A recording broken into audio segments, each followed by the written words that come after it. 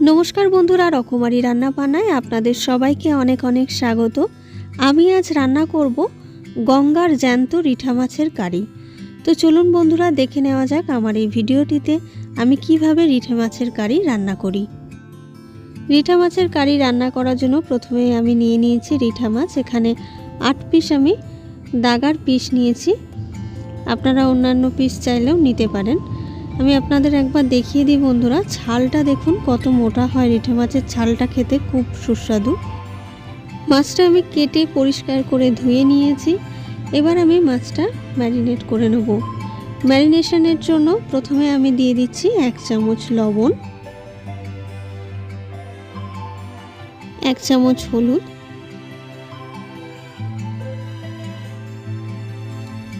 Red chilli powder দিয়ে দিচ্ছি,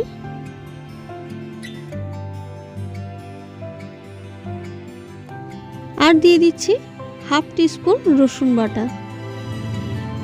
এবার সমস্ত কিছু উপকরণের সঙ্গে মাছটা খুব ভালোভাবে মাখিয়ে নেব। মাছটা আমি ভাজবো না, মাছটা আমি কষিয়ে রান্না করব। আজকের এই রেসিপিটা পুরোটা আপনারা দেখলেই বুঝতে পারবেন আমি সম্পূর্ণ ভিন্ন আন্দাজে আজ রান্নাটা করব। তবে আমি রিকোয়েস্ট করব আপনাদেরকে, আপনারা বাড়িতে রিঠা মাছ আনলে অবশ্যই একবার এইভাবে রান্না করে খেয়ে দেখবেন আর আমাকে জানাবেন রেসিপিটা কেমন হয়েছে। সমস্ত পিসগুলোতে আমি খুব ভালো করে লবণ, হলুদ, লঙ্কার গুঁড়ো আর রসুন বাটা মাখিয়ে নেব। মাছটা ম্যারিনেট করে আমি প্রায় আধ ঘন্টা রেখে দেব, তারপর রান্না করব।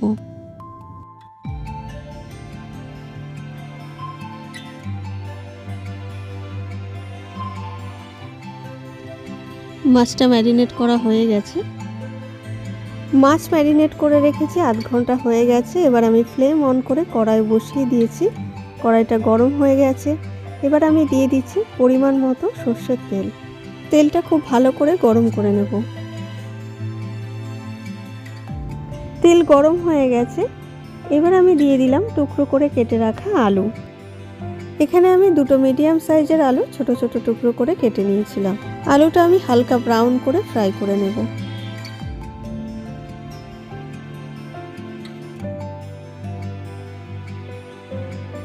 আলুটা হালকা ব্রাউন করে ফ্রাই করে নিয়েছি, এবার তুলে নেব।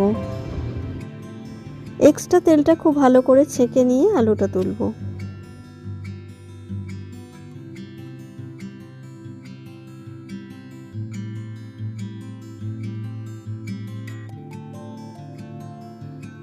আলু ভাজা ওই তেলের মধ্যে আমি ফোড়ন দিয়ে দিলাম একটা শুকনো লঙ্কা আর 1/2 টিস্পুন গোটা জিরে। ফোড়নটা আমি 10 থেকে 15 সেকেন্ড মতো ফ্রাই করে নেব।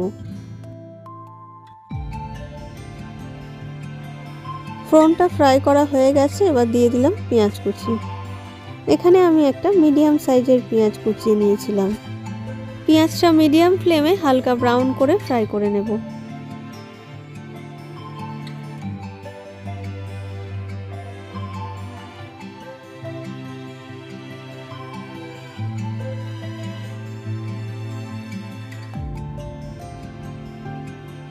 পেঁয়াজটা হালকা ব্রাউন করে ফ্রাই করা হয়ে গেছে। এবার দিয়ে দেব টমেটো। এখানে আমি একটা মিডিয়াম সাইজের টমেটো দিলাম।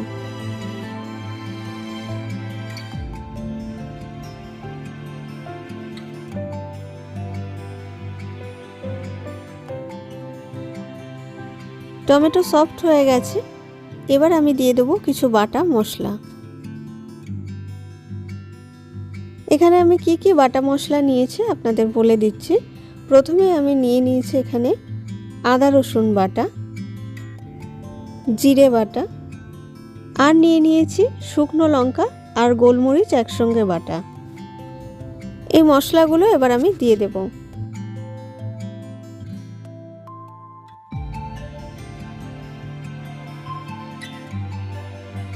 মশলার প্লেটটা ধুয়ে আমি একটু জল দিয়ে দিচ্ছি। এবার সমস্ত মশলা আমি লো টু মিডিয়াম ফ্লেমে কষিয়ে নেব। আমি এই রান্নাটা পুরোপুরি বাটা মশলায় করছি, আপনারা চাইলে গুঁড়ো মশলাও ইউজ করতে পারেন।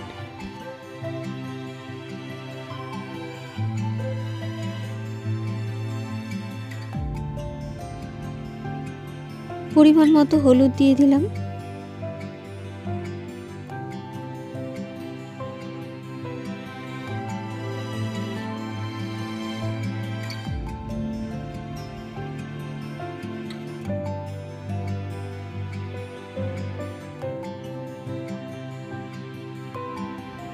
পরিমাণ মতো লবণ দিয়ে দিলাম।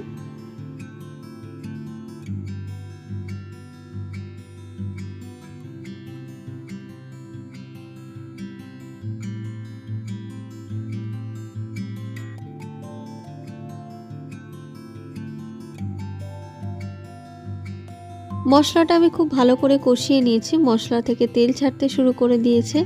এবার আমি দিয়ে দিচ্ছি ম্যারিনেট করে রাখা মাছগুলো। মাছটা আমি মশলার সঙ্গে প্রায় 5 থেকে 7 মিনিট খুব ভালো করে কষিয়ে নেব। মাছটা আমি লো টু মিডিয়াম ফ্লেমে কষাবো আর হালকা হাতে নাড়াচাড়া করতে হবে যাতে মাছটা ভেঙে না যায়। এবার দিয়ে দিলাম 4টে বোম্বাই কাঁচা লঙ্কা। মশলাটা কষানোর সময় আমি শুকনো লঙ্কা আর গোলমরিচ একসঙ্গে বেটে দিয়েছিলাম। এখানে আমি আবার 4টে কাঁচা লঙ্কা দিলাম। আপনারা যদি এতটা ঝাল না দিতে চান তাহলে দেবার দরকার নেই, আপনারা আপনাদের পরিমাণ মতো ঝালটা দিয়ে নেবেন।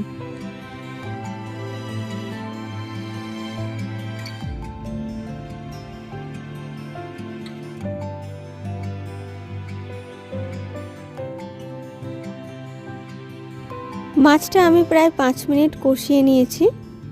এবার আমি দিয়ে দেব ভেজে রাখা আলু। আলু দিয়ে আমি আরও 3 থেকে 4 মিনিট মতো কষিয়ে নেব।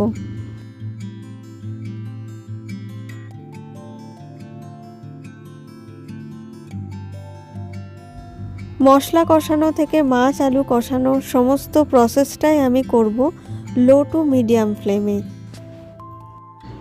বন্ধুরা, আপনারা রিটে মাছ তো অনেক খেয়েছেন, তবে এইভাবে একবার রান্না করে অবশ্যই খেয়ে দেখবেন। সত্যিই খুব ভালো হয় এইভাবে রান্না করলে। তবে মাছটা কষানোর সময় খুবই হালকা হাতে মাছটা কষাতে হবে, নাহলে মাছটা ভেঙে যেতে পারে।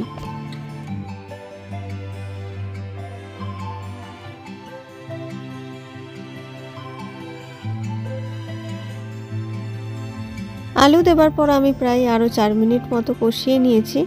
এবার দিয়ে দেব পরিমাণ মতো গরম জল।